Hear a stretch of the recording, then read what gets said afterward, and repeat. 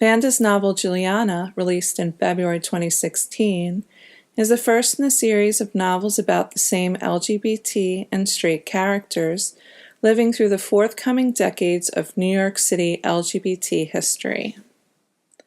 As a playwright, Vanda has received numerous honors, among them an Edward Albee Fellowship. Her play, Vile Affections, published by Original Works, was a finalist for a National Lambda Award. Her play, Patient H.M., which later became The Forgetting Curve, won the Pride Stage and Screen's Women's Playwriting Award, and another play, Why'd You Make Me Wear This, Joe?, won Celebration Theater's Best New LGBT Play.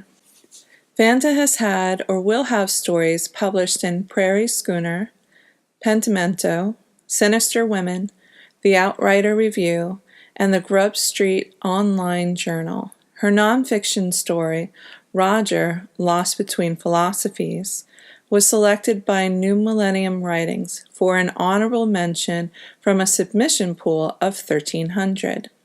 Welcome to Liz McMullen's show. I have a new guest on. Her name is Vanda. She writes historical fiction. We're going to talk about Juliana. And one of the things I'd like to start with is the kind of research that you did. Why the 1940s? Like, what was your journey? That's the question. I keep changing the answer to that because there's so many things. The 1940s, well, one of the reasons is because the people who raised me were raised in the 1940s, and they were really, their attitudes towards homosexuality was just horrible. And, I mean, in my family, it would have been better to be a murderer than to be gay. Which now, when you look at it now, you go, what? You know, but that was the attitude. Sell drugs, but don't be gay. And they had this really strange attitude. So I started trying to figure out why. Why are they, you know? And then as you go to that, you find that you go backwards and you find that the people that raised them also had attitudes that were coming in the literature. There was literature from the 30s, whereas the 30s and 20s, the early 20s and 30s was a kind of a mixed bag because in some ways gays were having a chance to experience themselves in clubs and stuff. But there was also the straight world criticizing that. So there was like a lot of tension between the two of them. And then by the time, I find this fascinating, is that when Prohibition hit in the 20s, which was a time it was supposed to shut down drinking increased. It became out of thing, and everybody just lost it. Their morals changed. They were like very free in doing everything. Then in the mid-30s, 33, so I think it's, Prohibition came, so they got rid of Prohibition, right? So now you were allowed to drink, and it became extremely conservative. The laws against everything was incredible. So the laws, you know, I don't know how to explain this. The law was free in the 20s. It was tight in the 20s, but everybody was free. Then the laws freed up, and then everything got tight. It was like this reversal thing, and they made ordinances and that kind of thing to control people, and part of that was controlling gays. One of the things that I found fascinating, I don't know if it was called the preface or not, or author's note, was the concept of slumming. I had heard the term slumming, right, but I had no idea how invasive and how it was almost like a looky-loo. Now I think about it, if you think about some of Sarah Waters' books, mm-hmm, and even modern books about people coming into our communities to look at us as, you know, exotics and things, to, oh, aren't we amazing? We're going to hang out with these miscreants or whatever. Right. Have some stories to tell. Yeah, and oh, these depraved people. Yeah. Wow. So how did you learn about how invasive, in-depth, pervasive the slumming was? Well, it's just a lot of reading about slumming in the late 1800s. They literally, the upper middle class and middle class white people would go into people's homes They would literally walk into an African American person's home, or a Chinese person, or a Jewish person. People who were lower middle class or working class people would walk into their house and watch them sleeping, and take, and going like, oh, these are people different, like as if they were some kind of different. They were having Zoo experience. animal. Yes, it was like a zoo animal. They were not, and they didn't harm them. But I can imagine waking up one day, turning over, and seeing some stranger staring at you, watching you when you're trying to sleep. That stopped. At the turn of the century, they stopped doing that. Thank goodness. But they started going into their neighborhoods to observe these odd people, and part of it, as time went on, then it became popular to odd gays, and it was called the pansy craze, and it was actually the pansy lesbian craze, because they were also lesbians were involved in this, and it's very hard to get, because pansy is kind of a pejorative term, but so is lesbian. And it's hard for us to get it now, because we think, okay, well, lesbian, that's not a bad word, but it was then. So they weren't being complimentary when they said pansy, lesbian craze. They were both bad words. And they were having fun with people, and they were actually experimenting with same-sex. Some of these people were experimenting with same-sex relationships in the clubs. There was places they would sleep with people of the same sex, and then they could go away and say, but that's not me. And I went home and I was so glad to have sex with my wife or whatever. Right, because I'm not like that. No. Right. And yeah, so a lot of that stuff is going on. And the Sarah Waters things, going into the prisons as a lady to kind of mentor or whatever, teach like somebody who's in jail how to behave, I suppose, etiquette and whatnot. One of the things about the book, Juliana, that the four very green kids come into New York City, and the second, I kind of liked that Alice was skeptical about Max, because her instincts were good, but they got squashed by the moonbeams and sunshine and glitter that they were all like, oh, they're going to help us get, on Broadway. Yeah. And I was just like, oh my God. I'm like, because even though I'm from Hoboken, I can culturally consider myself New York. I'm like, oh my God, he's going to steal their money, or, it's just going to be bad. And what I liked is that there was that lingering tension. You didn't really resolve it, and nothing got really bad, but you knew that things could get sketchier. And, how do you feel, how easy is it for you to write in a 1940s voice? This book came really easily. Yeah. It just felt right for me rewriting it. And the characters just sort of spoke for me, and I was taking dictation.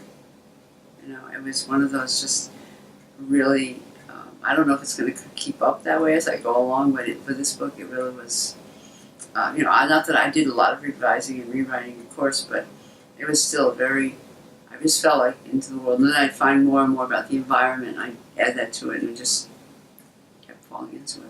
When in the process did you know that you wanted to have portions of your novel performed live? I've always been a playwright, and then I had this idea for the novel for many reasons. Playwriting has a number of restrictions that were bothering me.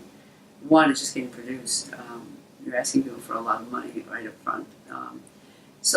But I have a lot of friends who are playwrights, and I needed somebody to critique my work as I'm writing my novel. And I had this one group of people that I've been going to for years. And I said, my novel has a lot of dialogue. Can I cast it just like you would a play and give me feedback, see what you think? So I started doing it, and they were giving me feedback, and it was helping me to correct and make revisions. And then they started saying, this thing should be up. You should produce this. Yeah, get somebody down. And they kept saying different suggestions, and most of them were like, I need a big producer, couldn't afford it and everything. And then all of a sudden, somebody suggests do it in a bar or something, and you won't need much overhead. And we started Stonewall, didn't work out Stonewall. We ended up in the duplex now, and we've been doing it now for more than a year. and we have a contract till December 2016. So I'm going to continue doing it. It's so thrilling, and one of the things that I said before we started filming was how pleasurable it is to read about, even though I was not alive in the 40s, to read about neighborhoods that were so influential to me. The East and the West Village were my life for most of my coming out years, from my late teens and into my 20s. I was here. Mm-hmm. So it was very exciting to read about it and kind of to check your brain as to, okay, this is a neighborhood you're familiar with, but these are things that are not there anymore or will look somewhat different. And one of the things that I learned also is that Hoboken was a blue-collar place for a really long time. Before that, it was a place that people would come from the city to go into the country to get away from it all. And then, it had vaudeville and, all these wonderful things. And then it turned into a place with lots of factories in the neighborhood and a lot of immigrants, like including my family starting in the early teens. And the environment was very different. It was no longer that very creative environment. It was very hardworking, hard living, somewhat dangerous. And then the factories disappeared and the jobs disappeared and it got darker until there was gentrification, and now it's like a completely different place. But when I was reading the piece that you wrote before the story about your research, was that at the time that the book was written, it wasn't a cornucopia of writers and artists. It had been, and it would be again. Right. How did you discover that little pocket? It was so difficult doing research on the 40s because nobody says anything about it. They always lump it in with the 30s or the 50s, and they say nothing specifically about the 40s except the war. And I wasn't writing specifically about the war, and it was so hard to find. And finally, I started cracking through it by finding a quote from 1943 where it said, "This is not a place for artists and writers." That was, they used to be here, and it went through this whole thing. And then I started sifting through it and realizing that the artists were here in the 40s, but they weren't famous yet. Baldwin lived here, Tennessee Williams lived here. But they hadn't, in the early 40s, they hadn't come out yet, So this was a working class place, a lot of boarding houses. People lived in boarding houses. It was very cheap. It was not a desired place to live. It was low level, low class, working class place. And didn't change until in the 50s. It came back in the beats. Yeah. It's not a coming of age story, but they are coming into their adulthood. Mm-hmm. And I had different expectations from when I first, encountered them when they were arriving in the city and then finding out where they'd be staying. I didn't think Alice was that pragmatic and tough that she could deal with being in an environment like, the typing pool and also having a boss who gets a little grab-assy. And she's a lot tougher than I gave her for because she seemed kind of timid in the beginning. Mm-hmm. But I guess anybody would be coming to New York City, especially, when it's just this big idea that they've been talking about all their lives, and then coming to the real place has to be somewhat surreal. And they've never seen it. It's not like they travel back and forth because the city was this other world. How far away? It's just an hour and a half, but this is something that even I was raised in Huntington Station. It's next to Huntington, and we never went to the city. The city was a big deal, and it was only an hour and a half away because that's the way people in Long Island at that time were looking at it. It's like this. You didn't go in to see theater or any of that stuff. We were working class people. It was really a far away, distant place with very scary people that were so different, and so it was even more so in the 40s. One of the things that you captured early on was the woman who took her life, one of her coworkers, and the reaction of her coworker. Oh, well, she took her life, but what can you expect? At least she didn't prey on one of us, because if she had, I would have, knocked her block off pretty much.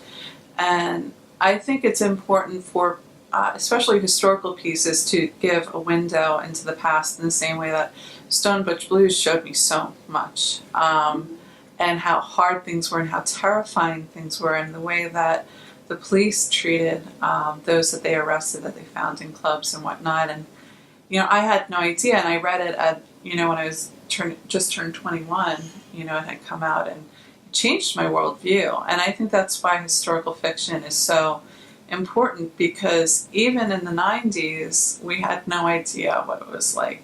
Now, millennials are so far removed from it. Yeah. They really need these historical pieces so that they see, that's why I call the different people that I've worked with as my foremothers. Anne Bannon is a foremother, Lee Lynch, and, Kate Clinton. She just celebrated 35 years of publicly being a comedian, performing, which is so cool. She's such a rad person. What are some thoughts that you'd like to leave my listeners, my fans with? What are some ideas that you want to put forth, regarding, the work that you do, or, you can talk specifically about writing? What are some final thoughts you'd like to share? Well, I think the thing that was the reason I wrote the book and the impetus I wrote is because I felt like, although there's wonderful history books about our history, people don't read history books. I mean, I do, but but the average person doesn't. And I felt like I needed to put forth a history that was accessible, but would say, this has been a hard, long fight, and it's not been some easy thing. And now, everything's okay and everything's fine. It was really, and we have people living today who are seriously damaged, elderly people who are still afraid. I was reading a story where somebody came out when they were 90. Do you know, my friend Lynn Ames, she writes historicals, and one of the recent ones that she did was on women's softball. Mm. And, she interviewed a lot of women who were still alive, who had been really active in those days, and only one of them would actually talk to her. Right. Yes, they're still traumatized. And to think that the trauma was so deep that even in a time where they can see around them people coming out, they would never talk about it, and they certainly wouldn't talk about their intimacy with somebody else. And it's so funny because Lynn is very accessible. She's very kind. She's very easy to talk to. Yet even her with this huge heart, and they just couldn't. And so getting these things on paper and sharing things that were whispered, and I just can't imagine being in my 90s and still being afraid, but it's totally, it's totally something that's been ingrained into you, and you can't, it's not something you get. I mean, I don't know, you're familiar with Dorothy Arzner? No. She was one of the first women directors in the 40s. So this is where her history's kind of been blotted out.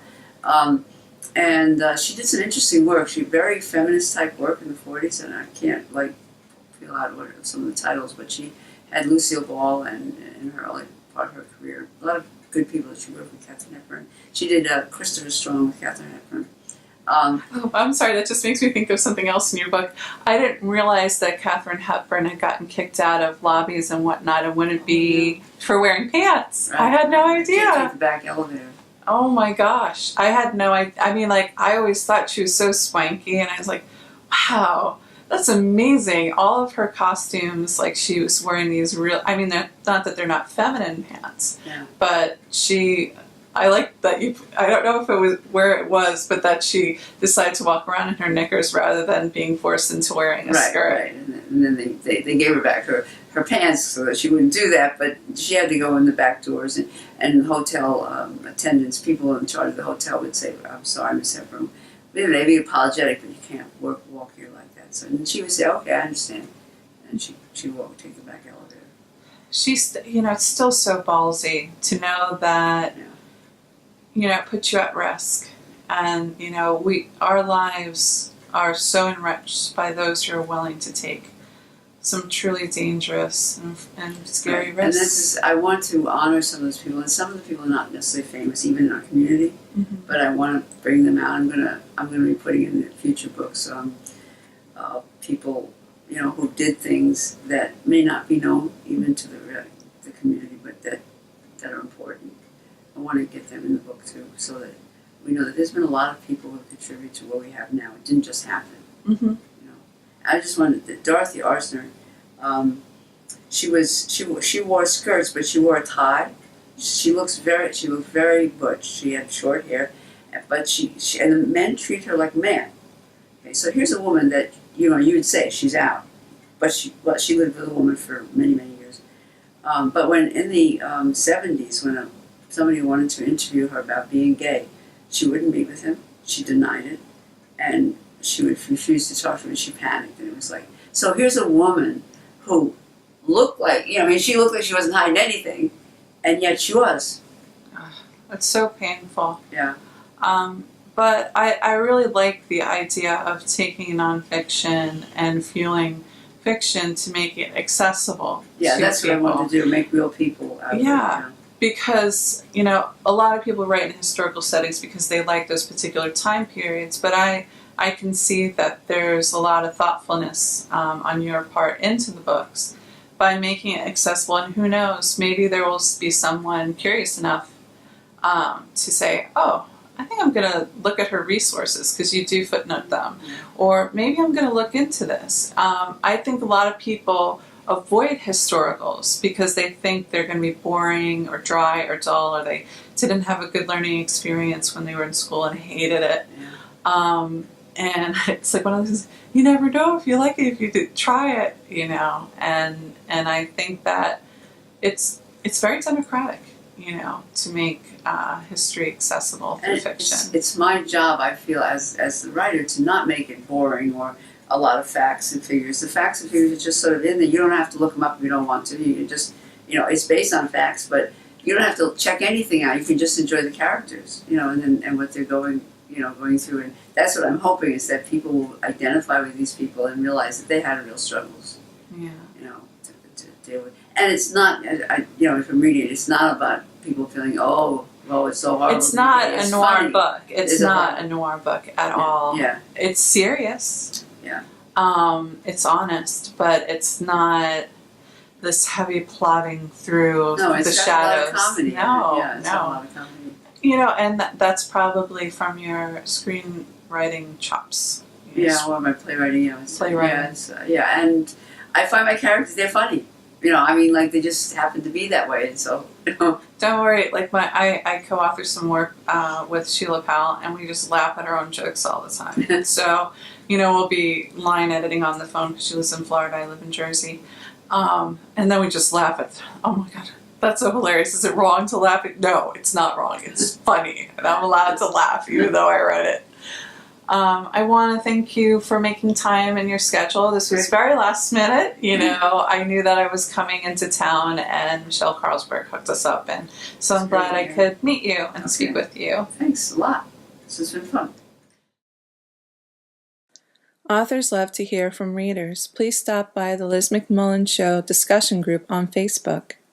New interviews are posted every Saturday night on thelizmcmullenshow.com.